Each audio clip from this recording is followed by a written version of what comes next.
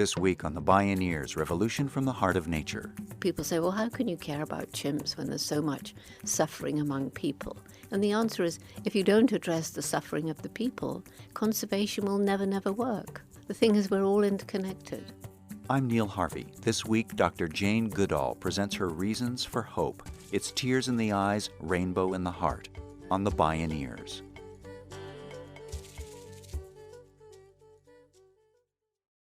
Much like us, chimpanzees are capable of a rich arc of emotions, including profound love and compassion. Strong supportive bonds between mothers and children can endure throughout a lifetime of 60 years or more. We know these kinds of things about chimpanzees because of one extraordinary woman, Dr. Jane Goodall, or Dr. Jane as she's affectionately known by millions around the world. Dr. Jane's love of animals became obvious as a young girl in 1940s wartime Britain. When her family visited a farm, Jane's job was to collect eggs from the chickens. On fire to learn where those eggs came from, she hid in the henhouse for hours to conduct her first study of animal behavior. Thinking she'd gone missing, her terrified family called the police. Finding her, her mother saw the excitement in Jane's eyes and encouraged her to make a full report on the marvel of how a hen lays an egg. Young Jane's mother taught her to read with books like The Wind in the Willows. When she could read on her own, she adored Dr. Dolittle, later fell madly in love with Tarzan of the Apes, and became enthralled by the dream of going off to Africa to live with animals and write books about them. Young Jane's mother guided her to study and work hard to reach her dreams. Her enthusiasm, moxie, and formidable knowledge so impressed Dr. Louis Leakey, the world-renowned paleontologist and anthropologist, that he dispatched her to what is today Tanzania's remote Gombe National Park to begin a research project. Her mother came as a chaperone. It has been 50 years since Dr. Jane began her intensive solitary studies of chimpanzee behavior. Her work and insights have revolutionized primatology and helped us as human beings to realize how close our kinship is with the animal kingdom. Join us for Tears in the Eyes, Rainbow in the Heart, Dr. Jane Goodall's Reasons for Hope, with visionary primatologist, conservationist, and UN Messenger of Peace, Dr. Jane Goodall. My name is Neil Harvey. I'll be your host. Welcome to the Bioneers, Revolution from the Heart of Nature.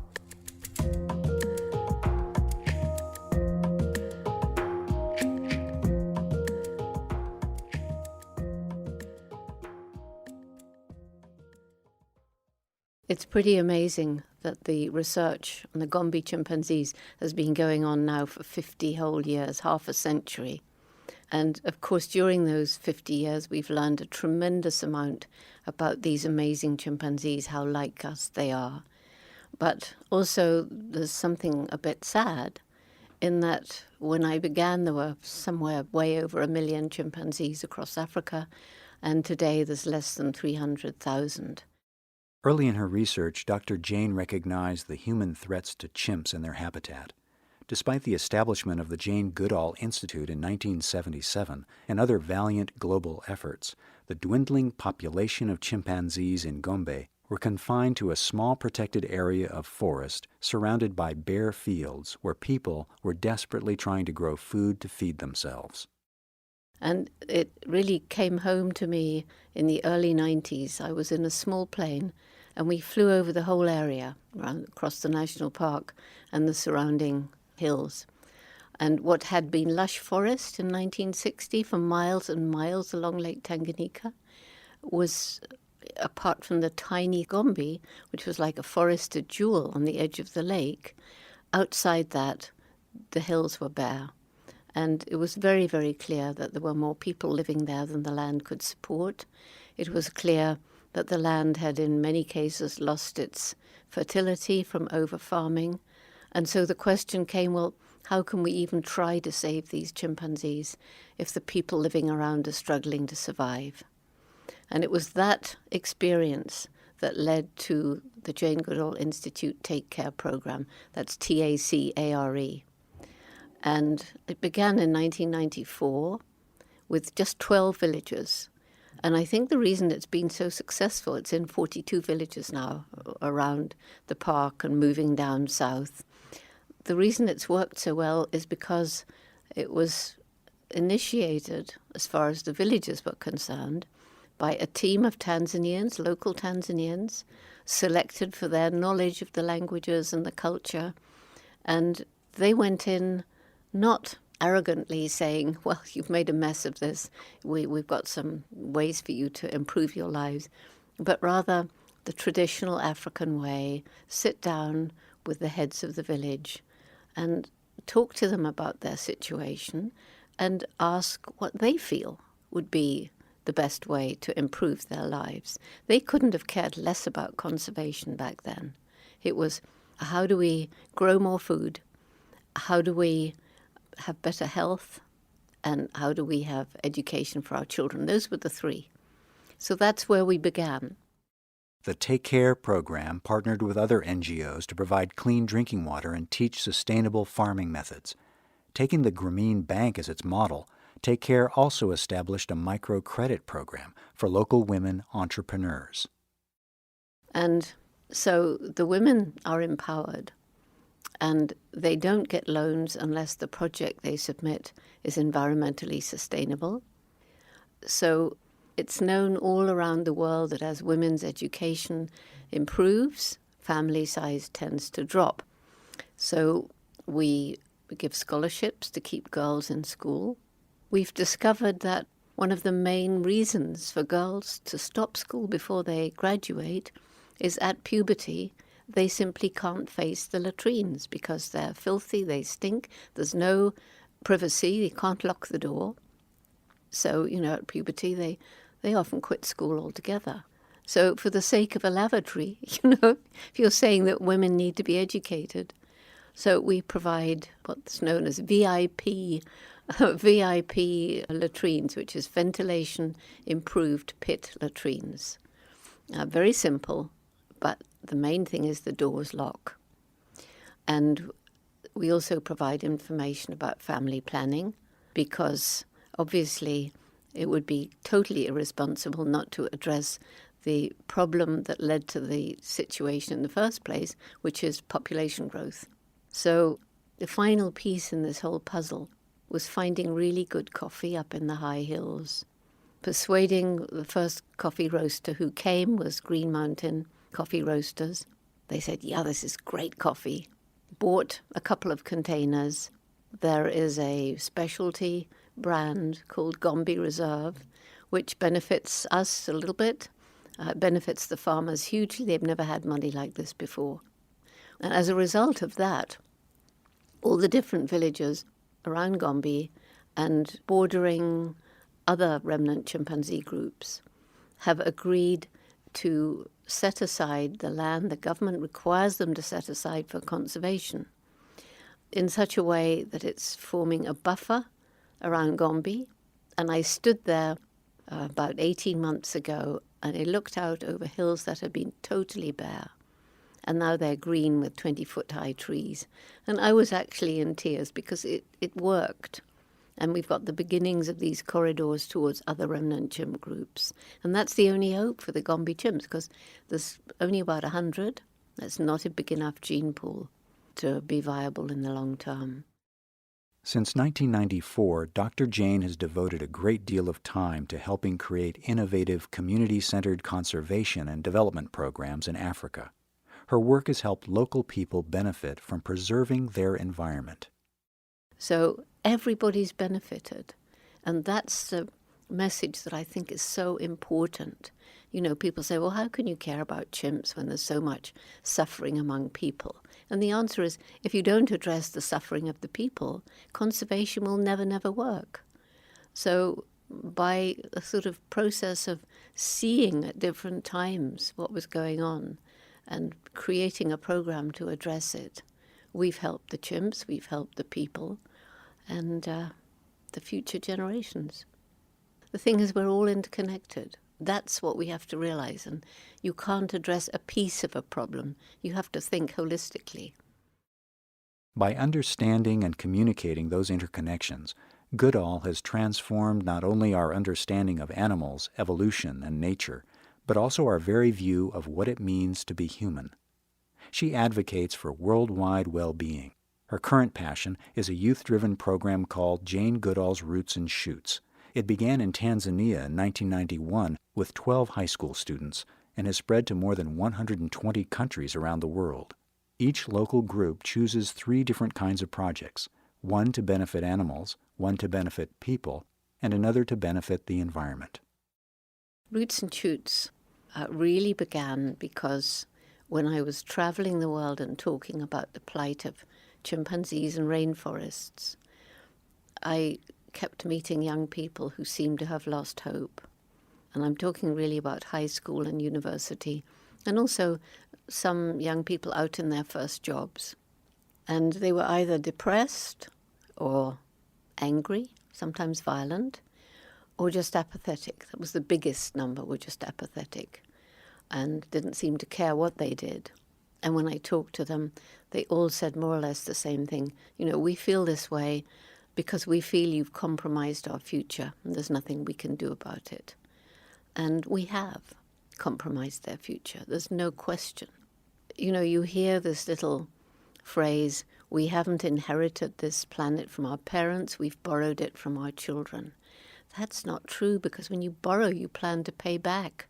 We've been stealing from our children.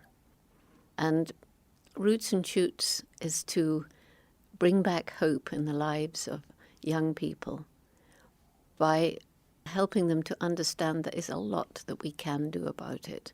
And it's up to us as individuals, and then see the collective benefit and value and change that can be brought about by people getting together and doing small things to make the world a better place.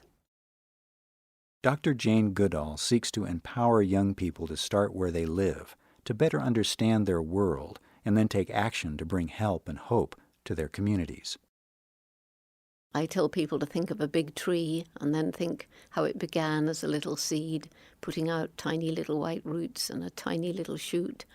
Seems so small and weak at that time, but those little roots to reach the water can work through rocks and eventually knock them aside. And that little shoot to reach the sunlight can work through cracks in a brick wall and eventually knock it down.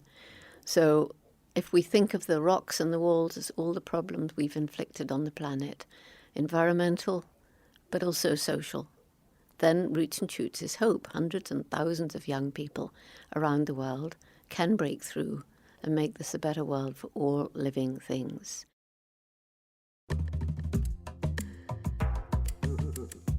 When we return, with quiet compassion, Dr. Jane Goodall urges us to take action on behalf of our children and the world's wondrous diversity. This is Tears in the Eyes, Rainbow in the Heart, Dr. Jane Goodall's Reasons for Hope. I'm Neil Harvey. You're listening to the Bioneers, Revolution from the Heart of Nature.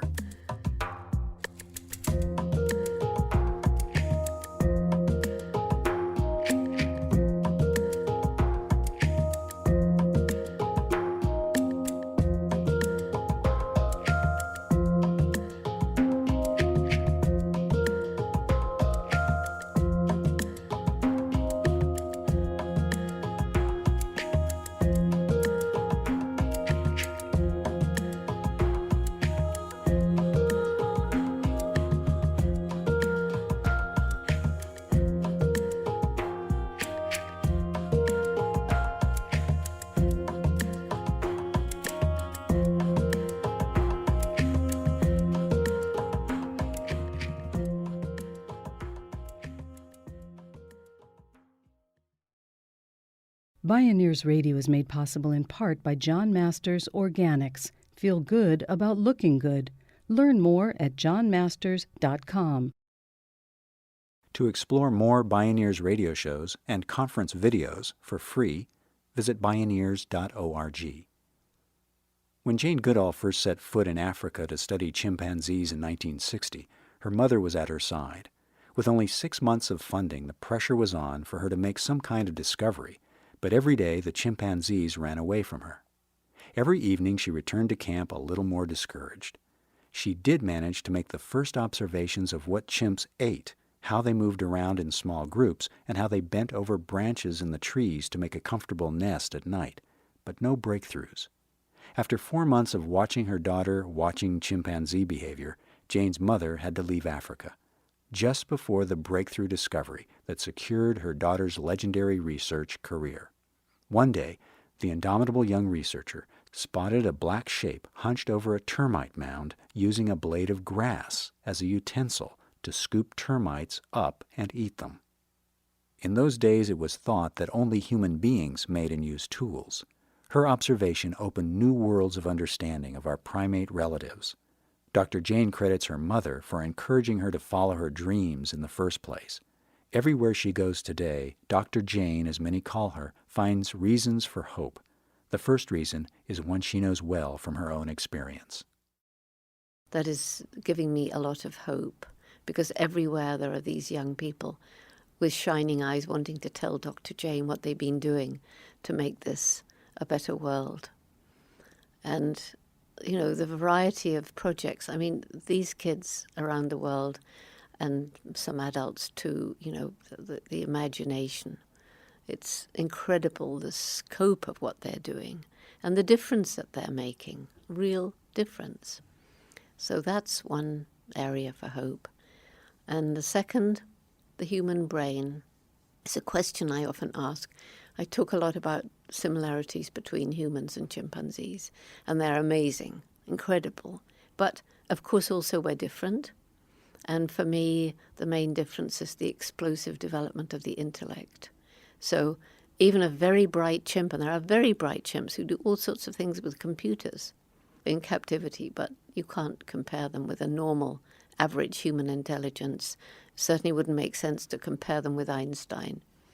So, here we are, this most intellectual species ever to walk planet Earth. So how come we're destroying our only home? And I think we've lost wisdom, the wisdom of the indigenous people who made a decision based on how does this help our people generations ahead, instead of today, how will it help me now or the next shareholders meeting 3 months ahead. So if there's been a disconnect between head and heart, hopefully the young people can help to heal that divide. It's really when people start considering their own individual lives that the brain also starts to, the wheels spin and people start to get it and start to think. And so I always tell them, if you just start thinking about the consequences of the simple choices you make each day. What do you eat? How far has it come? How many food miles? Did it harm the environment? Was there a lot of pesticide? Or is it organic? Did it involve some kind of horrible labor in the fields? Child slave labor, perhaps? And think about what you buy to wear. How was it made? Again, how ethical was it? And we have a choice. We don't have to buy products that are made in an unethical, environmentally unfriendly way. We have that choice. Very poor people don't. They have to buy the cheapest. But many of us, many of the people listening now, do have that choice. So the human brain linked to the human heart. And then my third reason for hope is the resilience of nature. And I have been absolutely amazed to see how places that have been utterly desecrated by us, given time and perhaps help, can be restored. Not exactly as they were before, probably, but at least to support life and to once again be beautiful. I take the River Thames in London. It was stinking. It was almost like a drain, and life was dead. But then people decided, no, we better do something about this, and there were stricter laws. And today there's fish and birds, and, that's happened with rivers all over the planet. And forests have been cut down, but as around Gombe, give them a chance, and especially in the tropics, the trees will grow back again. It won't be totally as it was, but getting on that way. Animal species on the brink of extinction can be given another chance. Dr. Jane Goodall is perhaps the most committed, indefatigable visionary working today to conserve life's diversity in the global environment. Perhaps she's so extraordinarily effective because she radiates a sense of wonder for nature while showing incredibly authentic respect for people. The last book I wrote, Hope for Animals in Their World, I really love to promote this book because for me it was the most inspirational journey, collecting up these stories of animals on the brink of extinction, and just as important, even more important, the determination of the biologists, or sometimes just, ordinary people who just felt, well, we can't let this species disappear forever. We've got to do something about it. And so the book is a collection of these amazing stories about these amazing people. People saving pandas in China, the black robin in New Zealand, the golden lion tamarin in Brazil, and more. The Delhi Sands giant flower-loving fly. Isn't that a great name? The Delhi Sands giant flower-loving fly. And, why bother to save a fly? Well, it has a wonderful habitat. And so by concentrating on the Endangered Species Act, which means you can't destroy the environment, you save the environment. And that's happened again and again. And then my final reason for hope is the indomitable human spirit. And we find it with the Roots and Shoots kids. Some of them are amazing. We find it with these biologists saving endangered habitats and animals. You can take people like Nelson Mandela, who came out of 17 years of hard physical labor and had the incredible ability to forgive, which enabled him to lead his nation out of the evil of apartheid without a bloodbath. And these indomitable spirits are all around us. People like Nelson Mandela, with a high profile everybody's heard of, but they're just down the street in a little shop, and if you bother to talk to people and they tell you their story, you think, how on earth did they survive that? And how on earth will we conserve and sustain our precious planet? Underlying all our stories and all our struggles is a love for life. E.O. Wilson calls it biophilia, the innate love that life has for life. Everyone can find joyous inspiration in the wonders of nature and nourishment in our connection with all life on Earth. As I am traveling 300 days a year, and it is all over the world, and of course, when I arrive somewhere to give a talk, what happens? People come up to me, the special interests, Jane, please, could you mention this? It would be absolutely fantastic if you could talk about that in your lecture. Could you sign this petition? So I get to hear about all the problems. But at the same time, I haven't encountered a problem or seen a problem or read about a problem where there wasn't a group of passionate, dedicated people who were trying to do something to put this right.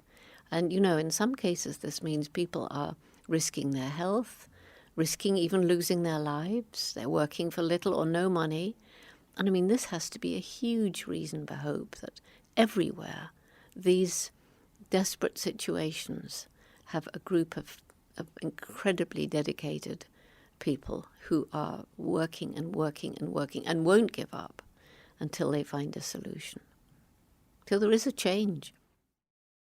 Dr. Jane has inspired tens of millions of us around the world to see and deeply feel the world through the eyes of other cultures, and in turn, the absolute absurdity of the human condition.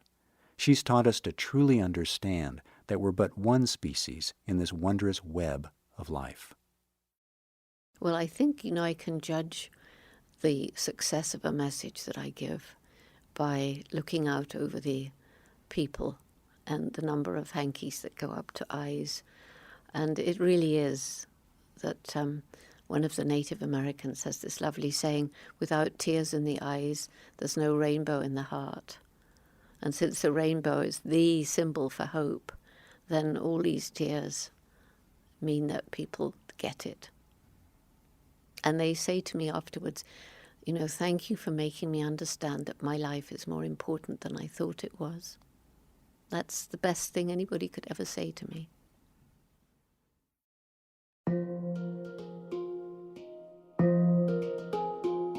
Dr. Jane Goodall. Tears in the eyes, rainbow in the heart. Dr. Jane Goodall's Reasons for Hope.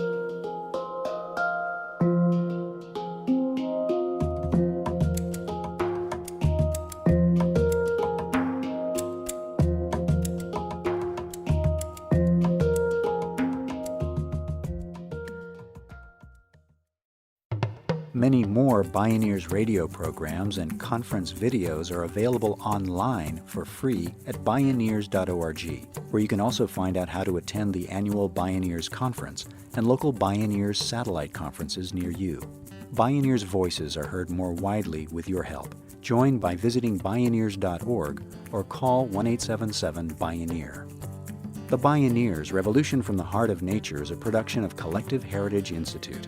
Executive producer, Kenny Ausubel. Written by Catherine Stifter and Kenny Ausubel. Senior producer, Neil Harvey. Managing producer, Stephanie Welch. Production management, Aaron Leventman and Chuck Castleberry. Station relations by Creative PR. Distribution is by WFMT Radio Network. Interview recording engineer, Jeff Westman. Our theme music is taken from the album Journey Between by Baka Beyond and used by permission of Hannibal Records, a Rykodisc label. Additional music was made available by John DeCat at www.soundstrue.com. For more music information, please visit Bioneers.org. The opinions expressed in the Bioneers Revolution from the Heart of Nature radio series are those of the presenters and are not necessarily those of Collective Heritage Institute, the underwriters, or this radio station. My name is Neil Harvey. Thank you for listening. I invite you to join the Bioneers in inspiring a shift to live on Earth in ways that honor the web of life, each other, and future generations. This is program number 0511.